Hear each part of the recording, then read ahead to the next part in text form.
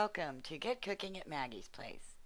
Today I'm making an incredible cannellini white bean dip with cilantro, roasted garlic, and baked pita chips.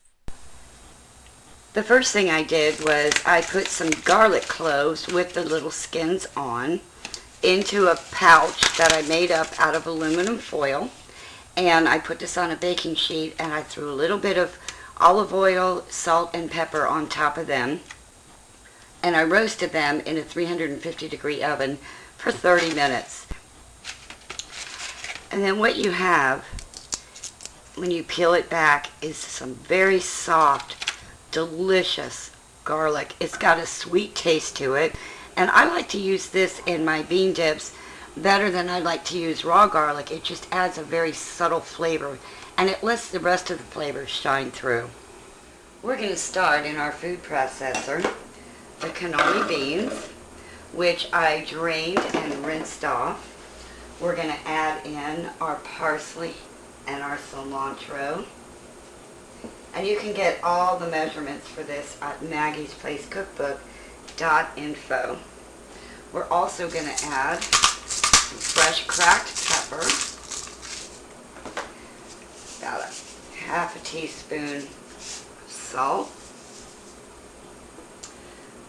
lemon juice, or if you prefer, lime juice, and our 2 cloves of roasted garlic.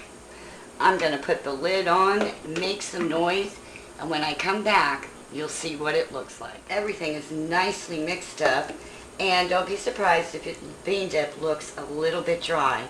The next step is what's going to make it all nice and creamy, and that is adding our olive oil. We're going to put the top back on, and we are going to drizzle olive oil through the top of this very, very slowly. And then you will see the difference in the consistency of the bean dip. Now we've added the olive oil, and we have a very nice, creamy dip. You can see the cilantro and the parsley. Oh, and you can smell that sweet roasted garlic in there. We're going to set this aside, and we're going to make pita chips to go with this dip. Pita bread goes really well with this dip. What we're going to do is we're going to cut a small pita bread in half, cut it in half again, and then quarter that. And out of one small pita bread, I will get 8 slices. My family and my friends just love this dish. And you can get whole wheat pita bread, onion pita bread. There's different flavors, just like they do with bagels. We're going to transfer this over to our baking sheet and put even more flavor on our pita bread. You want to drizzle some olive oil over each piece. We're going to sprinkle a bit of kosher salt over everybody. The olive oil helps all of our seasonings to stick.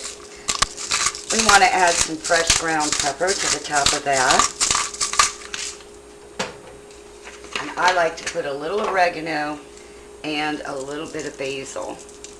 But you can choose if you prefer rosemary or just basil or just oregano. That's totally up to you.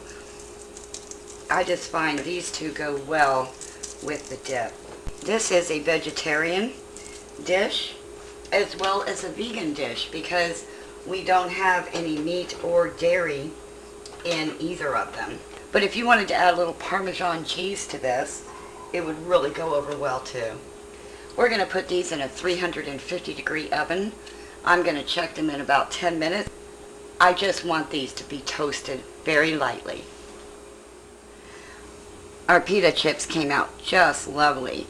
They're lightly toasted, but still a little bit soft in the middle. And they go wonderful with this dip. With our cilantro, the roasted garlic is just coming through, complementing the lemon juice and the parsley. And the olive oil pulls it all together and makes it nice and creamy. You could also serve this with some carrot sticks or celery sticks, whatever vegetables that you like. I hope you enjoyed this presentation. And for this recipe and more family favorites, be sure to go to MagiesPlaceCookbook.info.